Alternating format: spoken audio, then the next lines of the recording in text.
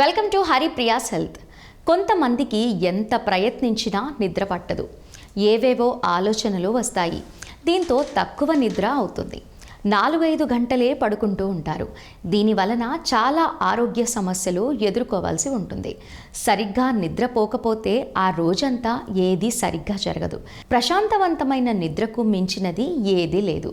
వ్యాధులు లేకుండా సంతోషకరమైన జీవితం కోసం పెంపొందించుకోవాల్సిన ఆరోగ్యకరమైన అలవాట్లలో మంచి రాత్రి నిద్ర ఒకటి. ప్రతి రాత్రి 7 నుండి 8 గంటలు నిద్రపోవటం వల్ల అనేక ఆరోగ్య సమస్యలను నివారించుకోవచ్చు. ముఖ్యంగా క్యాన్సర్, మధుమేహం, దీర్ఘకాలిక మూత్రపిండ వ్యాధి, కాలేయ వ్యాధి, డిప్రెషన్, డిమెన్షియా, పార్కిన్సన్స్ వ్యాధి, ఆర్థరైటిస్ వంటి వాటికి దూరంగా ఉండొచ్చు. రోజు 6 గంటల కంటే తక్కువ నిద్రపోవటం మీ గుండెపై పరోక్షంగా ప్రభావం చూపుతుంది.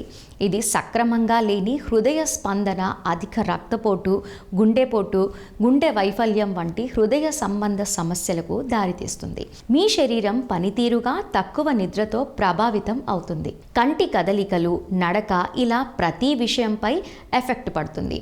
నిద్ర లేకపోవటం వల్ల మీ శరీరం మరియు మెదడు సరిగ్గా పనిచేయలేవు. దీనివల్ల అలసట మరియు శక్తి లేకపోవటం వస్తుంది. నిద్ర లేకపోవటం వల్ల మీ ఏకాగ్రత మరియు జ్ఞాపక శక్తి కూడా దెబ్బతింటుంది.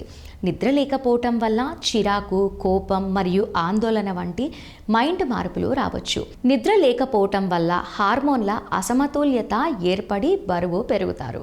నిద్ర లేకపోవటం వల్ల మీ రోగ నిరోధక శక్తి తగ్గి అనారోగ్యాలకు గురయ్యే అవకాశం కూడా పెరుగుతుంది.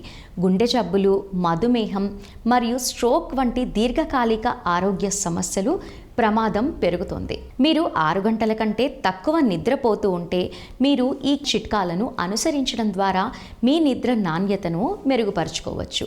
అవేంటో ఇప్పుడు చూద్దాం. ప్రతి రాత్రి ఒకే సమయానికి నిద్రపోండి మరియు మేలుకోండి. వారాంతాల్లో కూడా మీ పడక గదిని చీకటిగా, నిశ్శబ్దంగా మరియు చల్లగా ఉంచుకోండి. పడుకునే ముందు కెఫెన్ మరియు ఆల్కహాల్ను నివారించండి. పడుకునే ముందు రిలాక్సేషన్ టెక్నిక్లను అభ్యసించండి. వాటితో పాటు వెచ్చని స్నానం చేయండి లేదా పుస్తకం చదవటం వంటివి ఉన్నాయి. క్రమం తప్పకుండా వ్యాయామం చేయండి, కానీ పడుకునే ముందు కొన్ని గంటల ముందు కాదు. మీరు ఈ చిట్కాను అనుసరించినా మీకు ఇంకా నిద్రపోవటం ఇబ్బంది ఉంటే మీరు నిద్రలేమి లేదా ఇతర నిద్ర రుగ్మతులకు చికిత్స చేయడానికి వైద్యుడిని ఖచ్చితంగా సంప్రదించాలి.